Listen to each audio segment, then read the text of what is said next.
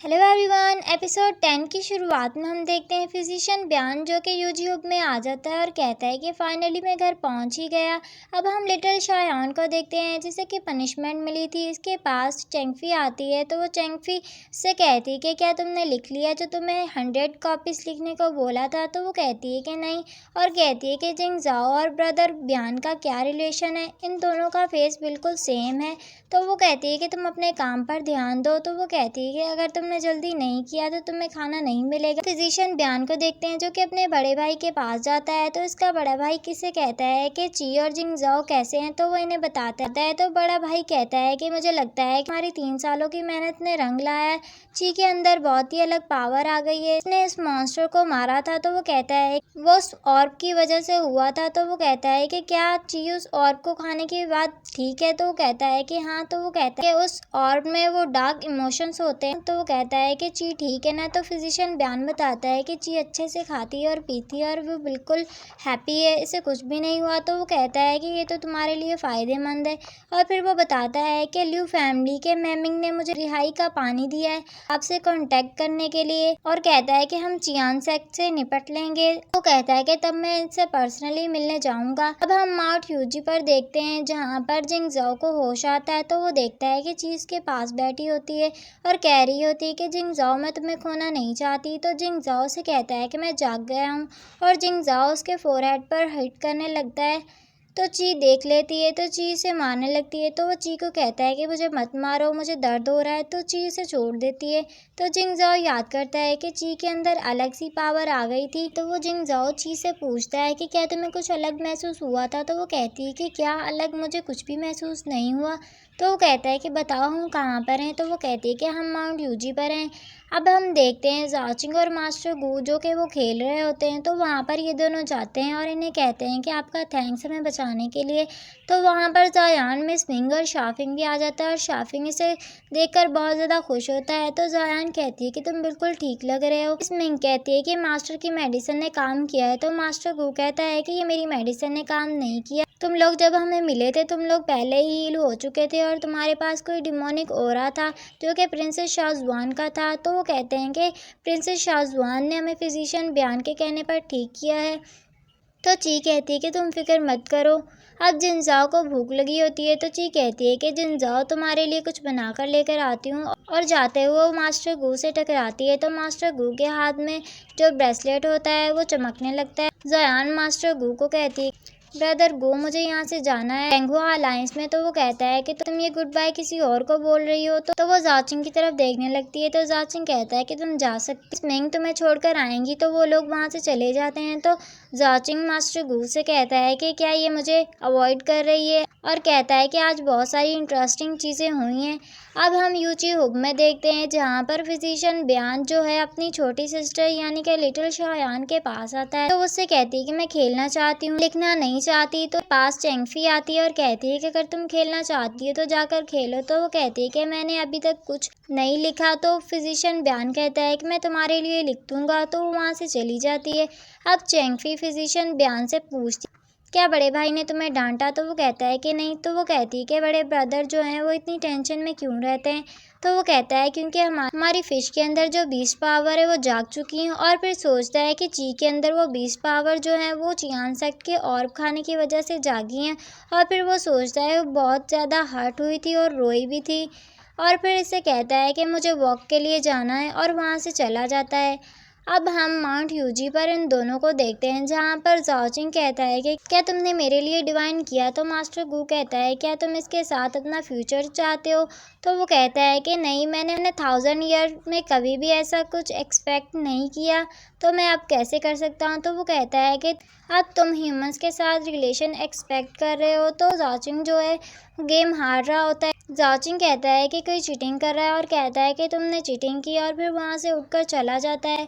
अब हम फिजिशियन ब्यान लूहान को देखते हैं जो कि ची की मेमोरीज को देख रहा होता है। वहाँ पर चेंगफी आती है और कहती है कि तुम अभी तक इसकी मेमोरीज को देख रहे हो और याद करती है कि जब ची पैदा हुई थी तुम दोनों सी में छोड़ना चाहते थे और फिर वो लोग इसकी मेमोरीज देखने लगते हैं। फिजिशियन ब्यान कहता है कि जब ची ने वो ऑर्ब खाए थे तो ची बहुत ज़्यादा रोई थी और ची ने जब मुझे बचाने के लिए अपनी लाइफ को डेंजर में डाला था तब मुझे बहुत बुरा लगा था, और जब मैंने ची को उस रात जिंगजाओ के साथ देखा तो मुझे जेलसी फील हुई थी, तो शायद मैं इसे जाने ना दूँ। तो चेंगफी टेंशन में आ जाती है और कहती है तुमने इसके ऊपर वो स्पेल यूज़ की थी, कहीं तुम अपनी आइडेंटिटी को रिवील ना कर दो। तो वो कहता है कि अरे मैं मजाक कर रहा हूँ, ऐसा कुछ भी नहीं होगा।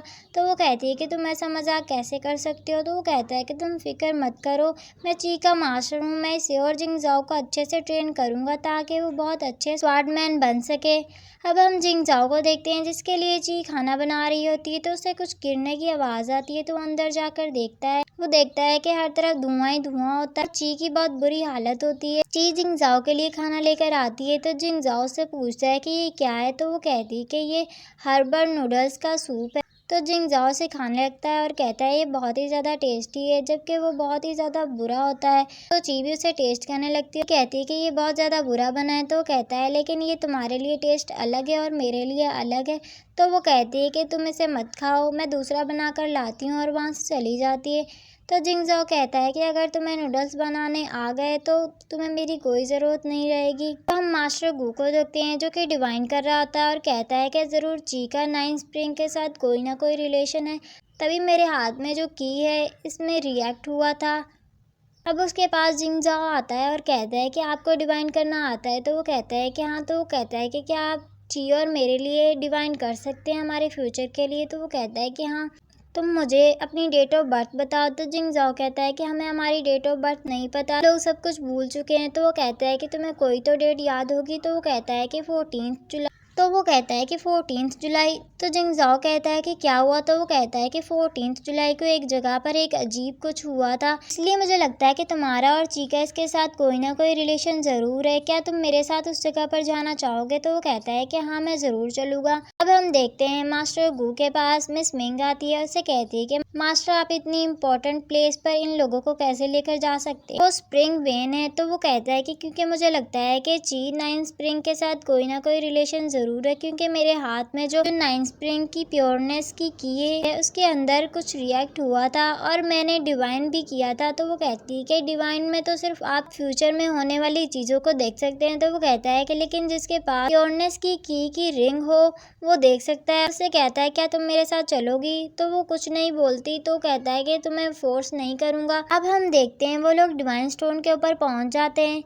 तो मिस मिंग कहती है कि हम लोग पहुंच चुके हैं। तो ची कहती है कि कौन सी जगह है। तो वो कहता है ये प्योरनेस है। तो जिंगजाओ कहता है ये 9 स्प्रिंग में से एक स्प्रिंग है ना। तो वो कहता है कि हाँ, और बताता है मैं स्प्रिंग का गार्जियन हूँ, जो कि की रिंग है वो इस प्योरनेस को अनलॉक कर सकती है। अगर कोई गार्जियन जो है इसको प्रोटेक्ट करने में नाकाम हो जाए तो ये की रिंग जो है वो मर जाती है और एक ब्रेसलेट बन जाती है, जब तक कि कोई नया गार्जियन ना मिल सके। और फिर इस की रिंग से स्टोर को ओपन करता है। तो जाचिंग कहता है तो ऐसी दिखती है स्प्रिंग। कहता है कि इसकी बहुत सारी शेप्स होती हैं और वो लोग अंदर जाते हैं। तो वो कहता है कि ये जगह जो है वेंचिंग रीजन, और ये स्प्रिंग के अंदर जाने का जो रास्ता है इसे कोल्ड मैरो कहते हैं, और हर कोल्ड मैरो का एक जो है वो गार्जियन होता है, और तुम लोगों के पास की नहीं होगी तो वो तुम लोगों पर अटैक कर सकता है। लेकिन ये तुम लोगों का टास्क है और तुम लोग ध्यान से जाना, सब लोग अंदर जाओ। और कहता है कि अगर तुम सब लोगों ने इसे पास कर लिया तो मैं तुम लोगों को तुम्हारे फ्यूचर के बारे में बताऊंगा। और वो लोग अंदर चले जाते हैं। अब वो लोग वहाँ पर देखते हैं तो इन्हें गार्जियन कहती है कि तुम यहाँ के गार्जियन नहीं हो तो तुम लोग यहाँ से जाओ। तो ची कहती है कि अगर हम गार्जियन नहीं है तो क्या तुम हमारा वेलकम नहीं करोगी। तो वो कहती है कि ये जो कोल्ड मैरो है इसका डोर सिर्फ गार्जियन के लिए ही मैं ओपन कर सकती हूँ, ये मेरी ड्यूटी है। तो वो लोग पूछते हैं कि क्या तुम कोल्ड मैरो की गार्जियन हो। तो वो कहती है कि हाँ, और इन लोगों को कहती है कि यहाँ से जाओ वरना तुम लोगों में से 2 लोग मारे जाएंगे। तो कहते हैं कि हम तुमसे नहीं डरते, तुम हमें डराओ मत। तो वो कहती है कि तुम लोग यहाँ से नहीं गए थे तुम्हें हेवन की तरफ से पनिशमेंट मिलेगी और तुम लोगों में से 2 लोग मारे जाएंगे। लेकिन वो लोग कहते हैं कि हम तुमसे नहीं डरते। उन पर मैजिक करती है तो वो इल्यूजन में सब लोग पहुंच जाते हैं जहाँ पर वो उन लोगों के सामने होते हैं जिनसे वो प्यार करते हैं। जिंगजाओ अपने इल्यूजन में ची के सामने होता है, वो कह रहा होता है कि ची मुझे छोड़कर मत जाओ। तो वो कहती है सब लोग इल्यूजन में गए हैं लेकिन मैं नहीं गई। वो जिंजाओ को उठाने की कोशिश करती है लेकिन जिंजाओ नहीं जाग रहा होता है। वो इस कोल्ड मैरो की गार्जियन पर अटैक करती है लेकिन वो भी इस पर अटैक करती है। ची जो है वो हर्ट हो जाती है और जिंग जाओ अपने इल्यूजन में देखता है कि ची जो है वो फिजिशियन बयान के साथ जा रही है इसे छोड़कर, तो ची देखती कि ये होश में नहीं आ रहा, तो ची जल्दी से मिडलिंग ट्रांसफॉर्मेशन का यूज़ करती है और जिंग जाओ से बात करती है। तो जिंग जाओ को उसकी आवाज़ सुनाई देती है और जिंग जाओ होश में आ जाता है। तो जिंग जाओ शाफिंग को देखता है। शाफिंग अपने इल्यूजन में प्रिंसेस शाहजवान को देखता है, वो उसका गला दबा रही होती है, तो वो अपना ही रियलिटी में गला दबा रहा होता है और कहता है कि प्रिंसेस शाहजवान मुझे मत मारो। अब हम देखते हैं मिस मिंग जो कि अपने इल्यूजन में अपने मास्टर को देखती है, तो मास्टर किसी दरख्त को डिस्ट्रॉय कर देता है, वो नीचे बैठकर रो रही होती है। अब हम जाओचिंग को देखते हैं जो कि अपने इल्यूजन में जोयान को देख रहा होता है। जोयान को इसकी एनर्जी वापस करके कहती है कि हमारे रास्ते अलग है और वहाँ से चली जाती है, तो बहुत ज़्यादा सैड होता है। तो वो लोगों को उठाने की कोशिश करते हैं लेकिन वो लोग नहीं जाग रहे होते, तो वो दोनों मिडलिंग बनाते हैं, गार्जियन पर अटैक करते हैं जिसकी वजह से इनका इल्यूजन टूट जाता है और वो सब लोग होश में आ जाते हैं।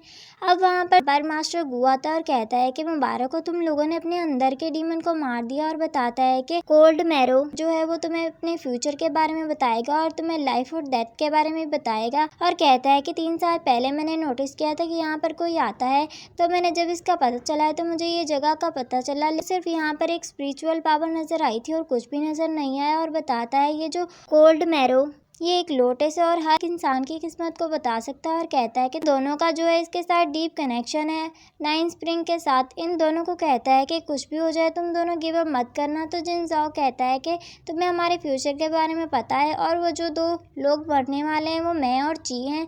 तो शार्क नाइट मैरो से कहता है कि क्या यही दोनों मरने वाले हैं, तो वो कहती है कि हाँ बिल्कुल। चिंग कहता है कि हम इस बारे में कभी और बात करेंगे, अब हमें यहाँ से चलना चाहिए। वो लोग वहाँ से चले जाते हैं। इसी के साथ हमारी इस एपिसोड का एंड होता है। मिलते हैं नेक्स्ट एपिसोड में।